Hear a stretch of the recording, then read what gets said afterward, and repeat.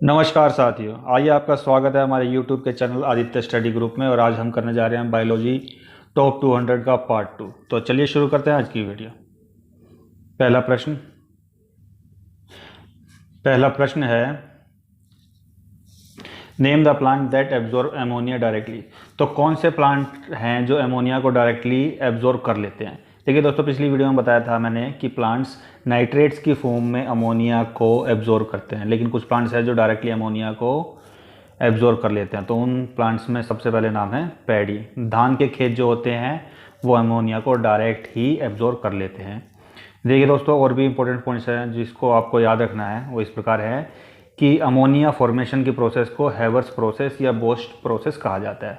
और अमोनिया के फॉर्मूले की बात की जाए तो इसका फॉर्मूला होता है NH3। अगर इसमें कैटलिस्ट की बात की जाए तो कैटलिस्ट होता है इसमें आयरन। और अगर पूरी प्रोसेस का अगर मैं केमिकल फॉर्मूला लिखूं तो उसमें नाइट्रोजन प्लस हाइड्रोजन मिलकर के बनते हैं 2 मॉलिक्यूल्स ऑफ एमोनिया। इसमें नाइट्रोजन और हाइड्रोजन की रेशो 1:3 होती है। कई बार परीक्षा में पूछ लिया जाता है इनकी रेशो के बारे में।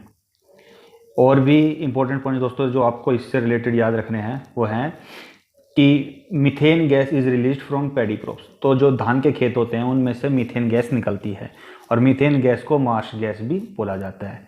अगर बात की जाए मीथेन की तो ये सिंपलेस्ट हाइड्रोकार्बन है। परीक्षा में सिर्फ इतना पूछा जाएगा, नेम द सिंपलेस्ट हाइड्रोकार्बन, और आपका उत्तर हो जाएगा मीथेन। अगर बात की जाए मीथेन की तो ये CNG में भी पाई जाती है, जो आजकल दिल्ली की बसों में नॉर्मल हो गई है। और CNG की फुल फॉर्म है कंप्रेस्ड नेचुरल गैस। बढ़ते अपने अगले सवाल पर। Right an example of nitrogen fixation algae. कोई एक एग्जाम्पल बताना है नाइट्रोजन फिक्सेशन एल्गी का। तो वो एग्जाम्पल है दोस्तों साइनोबैक्टीरिया। बस आपको ये याद रखना है। Next, name the minerals caused by eutrophication. तो यूट्रोफिकेशन किसकी वजह से होता है, उन मिनरल्स के नाम है, एक तो नाइट्रोजन और एक फॉस्फोरस। अब ये यूट्रोफिकेशन क्या होता है दोस्तों। तो देखिए दोस्तों, तालाब पर आपने देखा होगा कि छोटे छोटे पौधे उग जाते हैं, जिसकी वजह से जो उसके अंदर रहने वाले जीव हैं, एक्वेटिक ऑर्गेनिजम्स हैं, उनकी डेथ हो जाती है। क्योंकि उनको जो ऑक्सीजन चाहिए वो पौधे ऊपर सोख लेते हैं और उनको ऑक्सीजन नहीं मिल पाती है, जिसकी वजह से उनकी मौत हो जाती है। Next, black gram is very rich in. तो जो काले चने होते हैं उनमें भरपूर मात्रा में क्या होता है दोस्तों, तो उसमें हमें पाया जाता है प्रोटीन और कार्बोहाइड्रेट्स। अगर बात की जाए प्रोटीन्स की दोस्तों, तो आपको याद रखना है कि proteins are made up of amino acid. Protein किससे बनते हैं, तो प्रोटीन बनते हैं अमीनो एसिड से। और प्रोटीन को बनाने के लिए कितने तरीके की अमीनो एसिड की रिक्वायरमेंट होती है, तो वो होती है 20 तरीके की अमीनो एसिड की। परीक्षा में आपसे सिर्फ पूछा जाएगा कि how many different amino acids are used to make protein, तो आपका उत्तर आएगा 20। Next, name 2 insecticide. तो 2 कीटनाशकों के आपको नाम बताने हैं। तो एक तो है DDT और एक है BHC। सिर्फ इतना पूछा जाएगा। अगर इससे अगर कुछ आगे की अगर बात की जाए इनकी फुल फॉर्म की, तो वो है DDT की फुल फॉर्म है डाइक्लोरो डाइफिनाइल ट्राइक्लोरो इथेन। अगर बात की जाए BHC की तो इसकी फुल फॉर्म है benzene hexa chloride. Next, dioxin is common. तो डायोक्सिन क्या है, तो डायोक्सिन देखो दोस्तों एक कीटनाशक है, वीडिसाइड, जो कि खेतों में फैलाया जाता है ताकि फसलों में लगे हुए कीड़ों को खत्म किया जा सके। बढ़ते अपने अगले सवाल पर।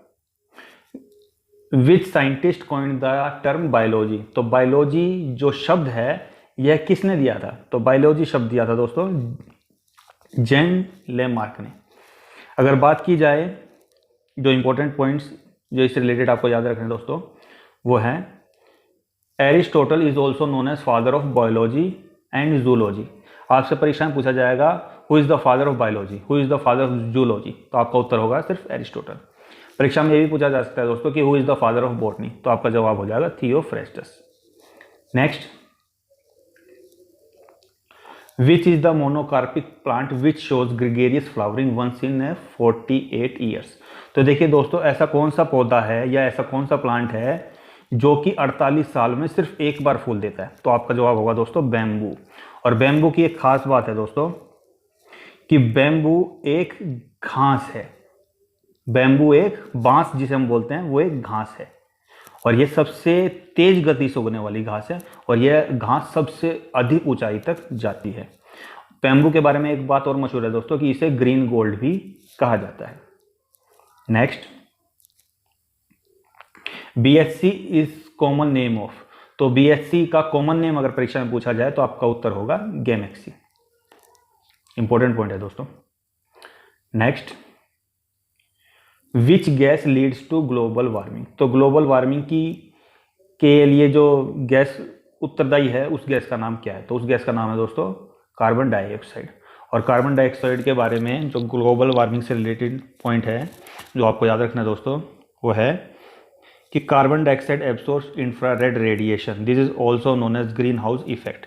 देखिए दोस्तों, हमारे सूर्य से 3 टाइप की रेज आती है, एक तो इंफ्रारेड रेज, एक विजिबल रेज, एक अल्ट्रावायलेट रेज। अल्ट्रावायलेट रेज को ओजोन लेयर वहीं से ही वापस कर देती है जो हमारी स्किन के लिए खतरनाक होती है अल्ट्रावायलेट रेज। विजिबल रेज वे होती हैं जिसकी वजह से हम चीज़ों को देख पाते हैं, और इंफ्रारेड रेज वे होती है जिसकी वजह से हीटिंग इफेक्ट होता है। तो जब ये रेज धरती पर पड़ती है तो कार्बन डाइऑक्साइड इन रेज को ट्रैप कर लेती है और इनको वापस पुनः अंतरिक्ष में नहीं जाने देती, जिसकी वजह से जो पृथ्वी का टेम्परेचर है वो बढ़ रहा है, और इस इफेक्ट को ग्रीन हाउस इफेक्ट कहा जाता है। ग्रीन हाउस इफेक्ट के बारे में 5 गैसें हैं जो इसके लिए रिस्पॉन्सिबल है, उनमें उनके नाम है water vapour, ozone, carbon dioxide, methane और नाइट्रस ऑक्साइड।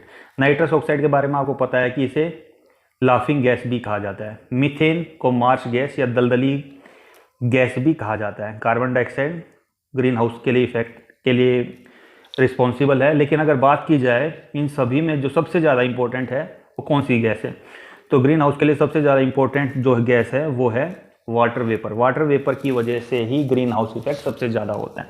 अगर गैस की बात की जाए तो आपका आंसर आएगा कार्बन डाइऑक्साइड, अगर लेकिन ऑप्शन में वाटर वेपर होगा तो आपका जवाब वाटर वेपर ही होगा दोस्तों, याद रखनी है ये बात। बढ़ते हैं अपने अगले सवाल पर।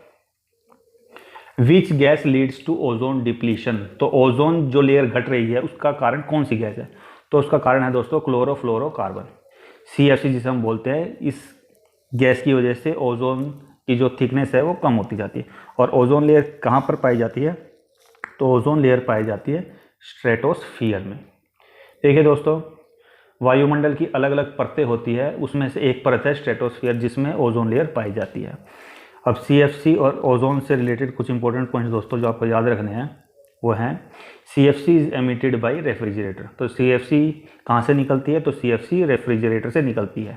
लेकिन CFC की कारण जो इसकी वजह से ओजोन लेयर घट रही है, इसकी वजह से CFC को आजकल फ्रीऑन गैस से बदल दिया गया है, तो आजकल रेफ्रिजरेटर में फ्रीऑन गैस का इस्तेमाल होने लग गया है। CFC के बारे में एक प्रोटोकॉल हुआ था, एक बैठक हुई थी जो कि मॉन्ट्रियल में हुई थी 16 सितंबर 1987 को, जिसमें CFC को कम्प्लीटली बैन करने की बात की गई थी। देखिए दोस्तों, आपसे ये भी पूछा जा सकता है कि CFC को बैन करने की बात किस बैठक में हुई, तो वो बैठक हुई थी मॉन्ट्रियल में 16 सितंबर 1987 को। इसलिए हर वर्ष 16 सितंबर को वर्ल्ड ओजोन डे भी मनाया जाता है। इंपॉर्टेंट पॉइंट है दोस्तों, ये आपको याद रखना है। और बात की जाए ओजोन की, तो ओजोन ऑक्सीजन का एलोट्रोप है, और एलोट्रोप के बारे में आपको बताया था दोस्तों, वे एलिमेंट जिनकी केमिकल प्रॉपर्टीज़ तो सेम होती है लेकिन फिजिकल प्रॉपर्टीज़ चेंज हो जाती है, वो उस मेटल के एलोट्रोप कहलाते हैं। बढ़ते हैं अपने अगले सवाल पर। What is the term used for occurrence of more than one type of morphological different leaves on the same plant? देखिए दोस्तों, कई बार ऐसा होता है कि एक ही प्लांट पर अलग अलग तरीके की लीव्स पाई जाती है, तो ऐसे प्लांट्स को हम बोलते हैं हेट्रोफिली, जिनमें एक ही प्लांट होता है लेकिन उस पर अलग अलग शेप की लीव्स पाई जाती है। और इसका एग्जाम्पल है दोस्तों जो आपको याद रखना है वो है मलबरी। मलबरी नाम का एक प्लांट है जिसमें अलग अलग तरीके की अलग अलग शेप्स की आपको लीव्स मिलेगी। Next, study of cell is known as, study of cell, जो सेल का अध्ययन होता है वो क्या कहलाता है, तो सेल का अध्ययन कहलाया जाता है दोस्तों साइटोलॉजी। तो साइटोलॉजी क्या है, स्टडी ऑफ सेल्स। और भी ऐसी ब्रांचेस दोस्तों जो आपको याद रखनी है, उन पर एक बार देख लेते हैं। Anatomy is a branch of biology that deals with the study of structure of organism and parts. तो एनाटॉमी उस ब्रांच को कहा जाता है जो ऑर्गेनिजम्स के स्ट्रक्चर, उसके पार्ट्स के बारे में अध्ययन करती है। और एनाटॉमी के अगर फादर की बात की जाए तो वो है एंड्रियस वेसेलियस। इंपॉर्टेंट पॉइंट है दोस्तों, ये आपको याद रखना है। और अगर ब्रांच की बात की जाए तो ecology is the branch of biology that deals with the relation of organism to one another and to their physical surrounding. Ecology की आपसे डेफिनेशन ही पूछ लेगा एग्जाम में, तो आपका जवाब होगा कि इकोलॉजी वो ब्रांच है जो ऑर्गेनिजम्स का आपस में और उसकी फिजिकल सराउंडिंग में, जो उसके आसपास सराउंडिंग होती है, वातावरण होते हैं, उसमें वो कैसे उनका संबंध है, तो इसको इकोलॉजी कहा जाता है। बात की जाए अगली ब्रांच की तो एक और ब्रांच है जेनेटिक्स। तो जेनेटिक्स को क्या कहा जाता है? Genetics is the study of genes genetic variation. देखिए दोस्तों, हमारे जीन्स में जो भी वेरिएशन आती रहती है उसके अध्ययन के लिए एक ब्रांच बनाई गई है जिसका नाम है जेनेटिक्स। और जेनेटिक्स के अगर फादर की बात की जाए तो जेनेटिक्स के फादर है ग्रेगर मेंडल। 10वीं क्लास में हमने पढ़ा था दोस्तों कि ग्रेगर मेंडल ने पी प्लांट पर अपने एक्सपेरिमेंट किए थे। तो परीक्षा में आपसे ये भी पूछा जा सकता है कि मेंडल ने किस प्लांट पर अपने एक्सपेरिमेंट किए, तो आपका जवाब होगा पी या फिर मटर। नेक्स्ट दोस्तों, immunology is the branch of medicine and biology concerned with immunity. तो इम्यूनोलॉजी उस ब्रांच को कहा जाता है जो दवाई और जो जीव होते हैं उनकी इम्यूनिटी से संबंधित जानकारी का अध्ययन रखती है। और बात की जाए इम्यूनोलॉजी की तो इनके फादर कौन है? तो इनके फादर है एडवर्ड जेनर। और ये एडवर्ड जेनर कौन थे? इन्होंने टीके का आविष्कार किया था, इसलिए इनको फादर ऑफ इम्यूनोलॉजी कहा जाता है। बात की जाए फंगी के अध्ययन की तो study of fungi is called mycology. परीक्षा में सिंपल सा पूछ लिया जाएगा व्हाट इज माइकोलॉजी, तो आपका जवाब हो जाएगा स्टडी ऑफ फंगी। आगे देखते हैं दोस्तों, scientific study of algae is known as phycology. तो एल्गे का जो अध्ययन है वो किस ब्रांच में आता है? तो वो फाइकोलॉजी ब्रांच में आता है। Next, father of taxonomy. देखिए दोस्तों, हमने जो भी जीव जंतु थे या पौधे थे उनको एक अलग अलग उनकी स्पीसीज के हिसाब से, उनकी जातियों के हिसाब से एक नामकरण कर दिया। और ये नामकरण की शुरुआत जो सबसे पहले जिसने की थी उनका नाम था कोरोलोस लिनियस। देखिए दोस्तों, साइंटिफिक नेम हर एक स्पीसीज के, हर एक जाति के अलग अलग हैं। जो इम्पोर्टेंट नाम हैं जो आपको याद रखने हैं दोस्तों, वो आपके सामने हैं, जो आपको याद रखने हैं वो हैं मैन। तो मैन का साइंटिफिक नेम है होमो सेपियंस। बात की जाए अगर मैंगो की तो मैंगो का साइंटिफिक नेम है मैग्नीफेरा इंडिका। अगर बात की जाए पी की, मटर की, तो उसका साइंटिफिक नेम है पाइसम सेटाइवम। अगर बात की जाए डॉग की, कुत्ते की, तो उसका साइंटिफिक नेम है कैनिस फेमिलेरिस। देखिए दोस्तों, ये 4 पॉइंट्स है, ये चारों आपको याद रखने हैं। साइंटिफिक नेम आजकल परीक्षा में पूछे जाने लगे हैं, इसलिए ये 4 तो आपको याद रखने ज़रूरी है। अगला पॉइंट है who is the first to coin the term cell. तो सेल जो शब्द है उस टर्म को सबसे पहले किसने इस्तेमाल किया था? तो वो दोस्तों सबसे पहले इस्तेमाल किया था रॉबर्ट हुक ने। इंपॉर्टेंट सवाल है दोस्तों, ये तो परीक्षा में बार बार पूछा गया है, तो ये तो आपको याद रखना ही रखना है। और भी इन्वेंशंस जो आपको याद रखनी है दोस्तों, जो जिसने की थी वो इस प्रकार हैं कि विटामिन की खोज किसने की? तो वो फंक ने की। अगर बात की जाए इंसुलिन की खोज किसने की? तो इंसुलिन की खोज एफ बेंटिक ने की। और जो विश्व मधुमेह दिवस है, वर्ल्ड इंसुलिन डे है, वो मनाया जाता है 14 नवंबर को। वर्ल्ड इंसुलिन डे मनाया जाता है। अगर बात की जाए पोलियो की तो पोलियो के टीके का आविष्कार किया था जॉन ई साल्क ने। ये वाल्क नहीं है दोस्तों, ये साल्क है। नेक्स्ट, अगर बात की जाए बैक्टीरिया की तो बैक्टीरिया की खोज की थी ल्यूवन होक ने।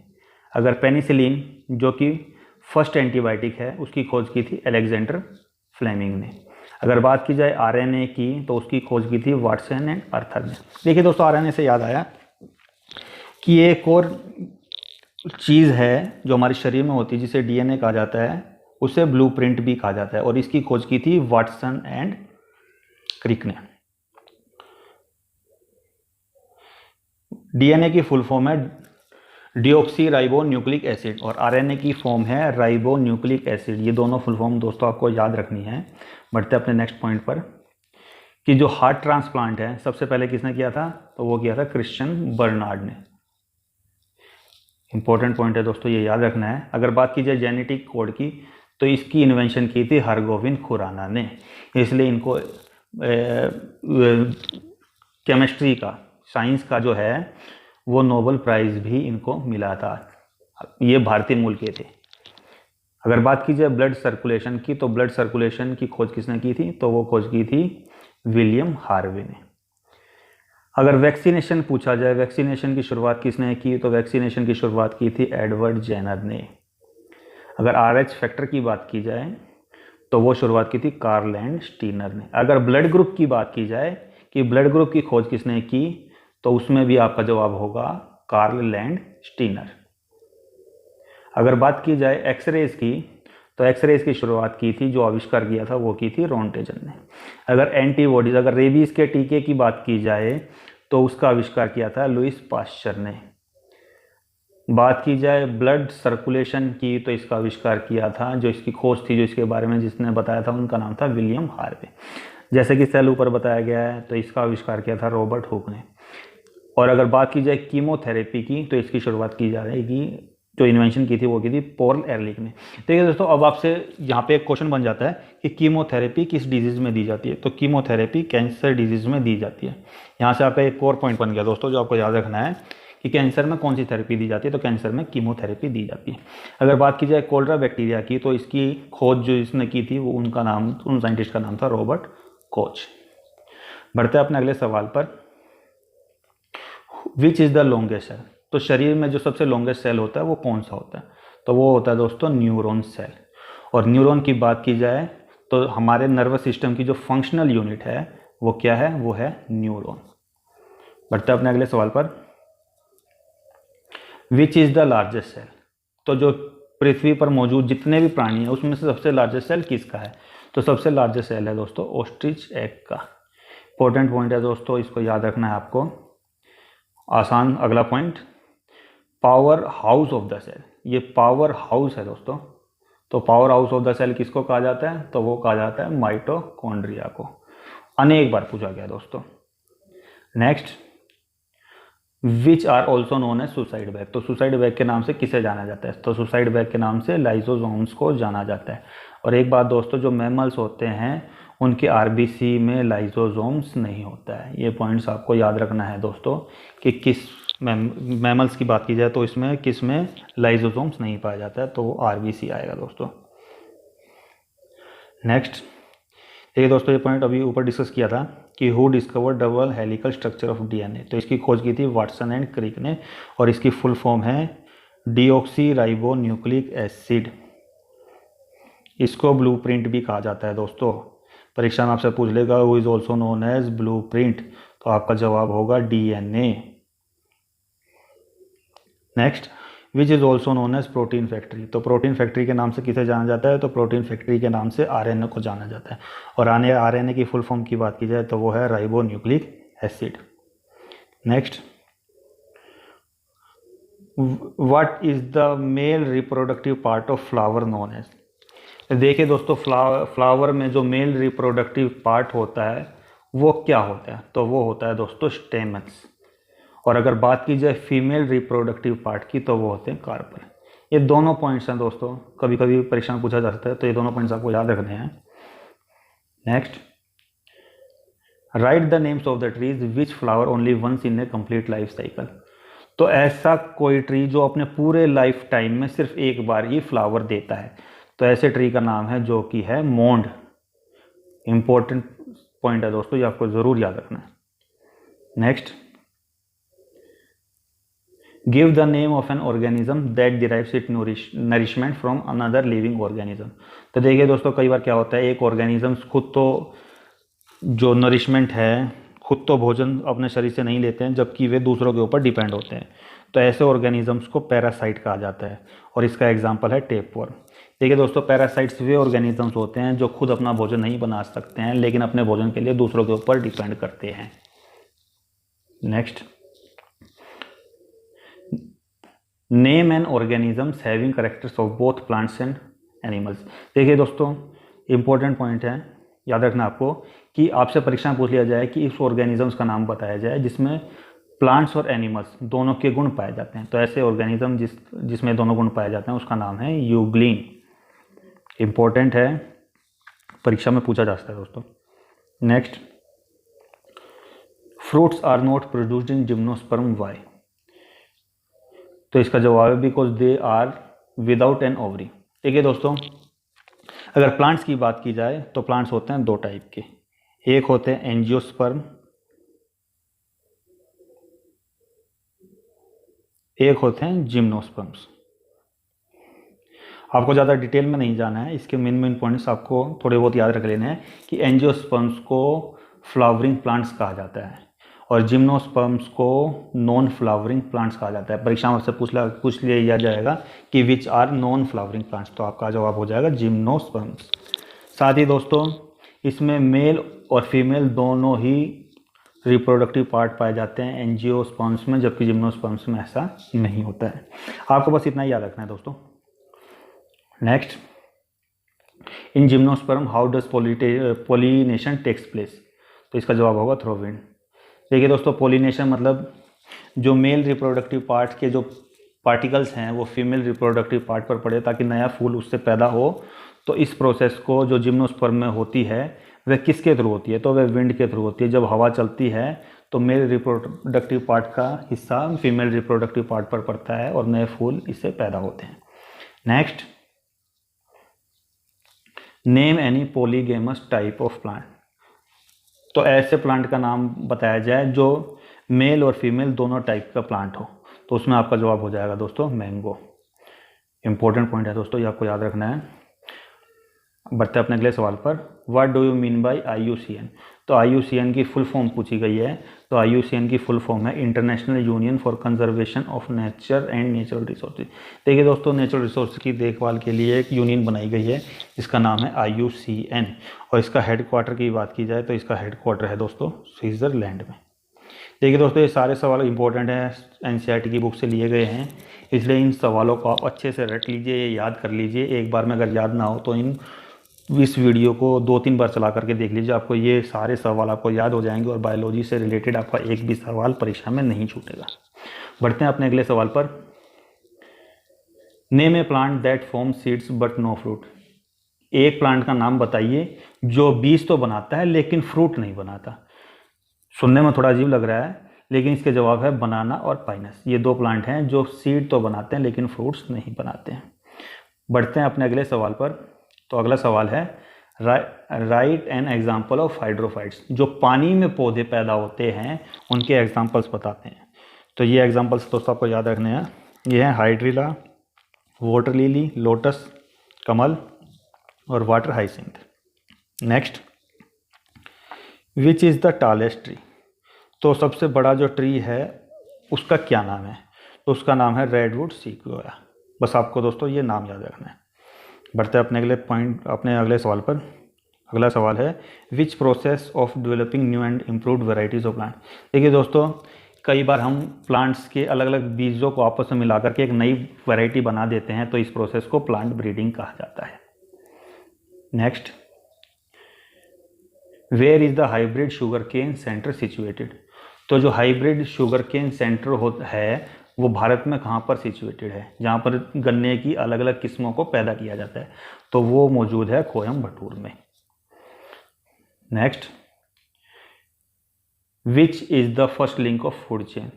देखिए दोस्तों, फूड चेन जो होती है उसमें सबसे पहले क्या मौजूद होते हैं, तो उसमें सबसे पहले मौजूद होते हैं प्रोड्यूसर या ग्रीन प्लांट्स जो भोजन को बनाते हैं।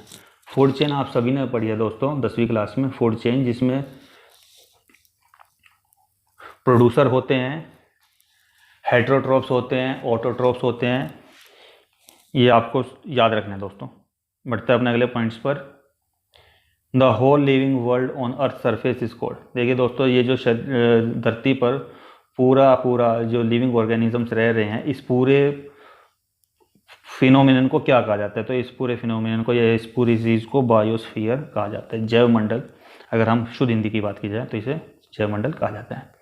Next, which plant store foods in its leaves.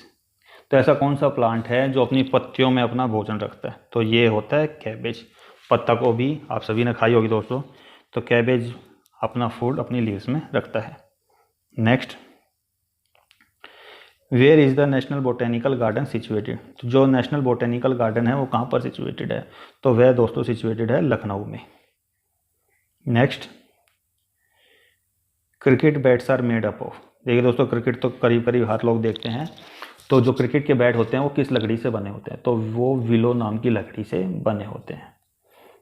Next, which plant is renowned for its remarkable growth. कौन सा प्लांट अपनी ग्रोथ के लिए, जो जिसकी ग्रोथ अचानक से बढ़ती है, ऐसा कौन सा प्लांट है, ऐसा प्लांट है बैम्बू। और बैम्बू क्या है, बैम्बू एक घास है और इसे ग्रीन गोल्ड भी कहा जाता है, ऊपर बताया था दोस्तों, याद रखना आपको। इसी से रिलेटेड इंपॉर्टेंट पॉइंट दोस्तों जो आपको याद रखने हैं। अगर बात की जाए पुअर मैन्स ऑरेंज, अगर गरीब के लिए संतरे की बात की जाए तो गरीब के लिए संतरा है टोमेटो। अगर बात की जाए किंग ऑफ फ्रूट्स की, फलों का राजा, वो है मैंगो। अगर बात की जाए क्वीन ऑफ फ्रूट्स, फलों की रानी, तो वो है मैंगोस्टीन। अगर बात की जाए हरियाणा के फ्रूट की, तो हरियाणा के फ्रूट का नाम है प्लम। ये पॉइंट्स दोस्तों आपको याद रखने हैं। बढ़ते हैं अपने अगले सवाल पर। Name two complex tissue in plants. तो प्लांट्स में दो टाइप के टिश्यू पाए जाते हैं, एक का नाम है जाइलम, एक का नाम है फ्लोएम। तो दोस्तों फ्लोएम क्या है, फ्लोएम है conduction of food from leaves to different plant parts takes place through phloem. तो देखिए दोस्तों, फ्लोएम जो टिश्यू है उससे जो फूड है वो लीव्स में बनता है और जो प्लांट्स होते हैं उसके डिफरेंट पार्ट्स तक ये भोजन जाता है। अगर बात की जाए पानी की, तो जाइलम जो टिश्यू है उससे जो पानी है वो जड़ से होते हुए उसकी लीव्स तक पहुंच जाता है और इस प्रोसेस को ट्रांसपीरेशन कहा जाता है। ट्रांसपीरेशन प्रोसेस तो क्या है दोस्तों, तो ट्रांसपीरेशन है evaporation of water through leaves of plant. तो जो पानी है जो लीव्स से एवोपोरेट हो जाता है उस प्रोसेस को ट्रांसपीरेशन कहा जाता है। नेक्स्ट, ये पॉइंट्स जो आपको याद रखने हैं। टर्मिक इज ए स्टेम, आपसे पूछ लेगा हल्दी क्या है, तो हल्दी एक तना है। अगर बात की जाए शुगर केन, गन्ने की, तो गन्ना क्या है, तो गन्ना भी एक तरीके की घास है। अगर बात की जाए जो फलों में जो मीठापन होता है वो किसकी वजह से मौजूद होता है, उसको क्या बोलते हैं, तो उसको फ्रक्टोज बोलते हैं। बात की जाए इंडिया के राष्ट्रीय फूल की, तो इंडिया का राष्ट्रीय फूल है लोटस। अगर बात की जाए इंडिया के राष्ट्रीय फल की, तो इंडिया का राष्ट्रीय फल है mango. Next, name a flower which is used as food. तो ऐसा कौन सा फ्लावर है जो फूड के रूप में यूज़ होता है, तो इसका जवाब है कॉलीफ्लावर। गोभी का फूल जो है वो एज अ फूड यूज़ होता है। आपसे परीक्षा में पूछ लिया जाएगा कि पोटैटो जो आलू है वो आलू क्या है, तो आलू एक जड़ है, potato is a root vegetable. और अगर बात की जाए तो जो पौधों में जो गैसों का एक्सचेंज होता है लीव्स के थ्रू, उसका जो मेन पोर्शन होता है उसको क्या कहा जाता है, तो उसको कहा जाता है दोस्तों स्टोमेटा। तो स्टोमेटा के थ्रू ही प्लांट्स में गैसेस का एक्सचेंज होता है। बढ़ते हैं अपने नेक्स्ट सवाल पर। What are insectivorous plants. तो देखिए दोस्तों, कुछ प्लांट्स ऐसे होते हैं जो कीड़ों को अपनी ओर आकर्षित करते हैं और उनको खा लेते हैं, जो उनका फूड बनते हैं। और ऐसे ही दो प्लांट्स जिनका एग्जाम्पल है, एक का नाम है निपेंथिस, एक का नाम है सैंड्यू। उससे परीक्षा में इसका एग्जाम्पल पूछ सकता है, तो दोस्तों ये आपको दोनों प्लांट्स के नाम याद रखने हैं। बढ़ते हैं अपने नेक्स्ट सवाल पर। Which is called blue print of information. अभी ऊपर बताया था दोस्तों कि डीएनए को ब्लू प्रिंट ऑफ इंफॉर्मेशन कहा जाता है। और डीएनए की फॉर्म क्या है, डीएनए की फॉर्म है डीऑक्सी राइबो न्यूक्लिक एसिड। और इसकी खोज किसने की थी, इसकी खोज की थी वाटसन एंड क्रिक ने। Next, name the process by which plants prepare their food. तो जो प्लांट्स होते हैं वो किस प्रोसेस के थ्रू अपना भोजन बनाते हैं, तो उस प्रोसेस का नाम है फोटोसिंथेसिस। और इससे हमें क्या मिलती है दोस्तों, इससे हमें ऑक्सीजन प्राप्त होती है। प्लांट्स कार्बन डाइऑक्साइड का इस्तेमाल करते हैं और ऑक्सीजन और अपने लिए खाना बनाते हैं। नेक्स्ट पॉइंट्स दोस्तों जो आपको याद रखने हैं। The scientific naming of an organism is known as. तो देखिए दोस्तों, हर एक ऑर्गेनिजम्स का उसकी प्रजाति के हिसाब से नामकरण किया गया है, तो उसको क्या कहा जाता है, तो इस तरीके की प्रोसेस को नोमेनक्लेचर कहा जाता है। Binomial nomenclature was introduced by. देखिए दोस्तों, स्पीसीज का नाम दो तरीकों से दिया गया है, एक तो पर्टिकुलर उस जानवर के बारे में और एक उसकी जाति के बारे में। तो इस तरीके के नामकरण को बाइनोमियल नोमेनक्लेचर कहा जाता है और इसकी शुरुआत की थी कार्लोस लिनियस ने। नेक्स्ट पॉइंट दोस्तों जो आपको याद रखना है, plants that live for many years is known as. तो जो प्लांट जो सालों सालों तक रहते हैं, जिंदा रहते हैं, तो उनको क्या कहा जाता है? तो उनको कहा जाता है दोस्तों पेरेनियल्स। इंपॉर्टेंट पॉइंट है दोस्तों। देखिए दोस्तों, ये सारे सवाल काफ़ी इंपॉर्टेंट हैं, सभी सवाल एनसीईआरटी से लिए गए हैं, इसलिए परीक्षा में इन सवालों के पूछे जाने की जो पॉसिबिलिटी है वो और भी बढ़ जाती है। अगर आपको ये सवाल अच्छे लगे हों, ये पॉइंट्स अच्छे लगे हों, तो कृपया इस चैनल को सब्सक्राइब करें और बेल आइकन को प्रेस करें ताकि इस चैनल की नई नई नोटिफिकेशन आपको तुरंत मिल जाए। थैंक्स।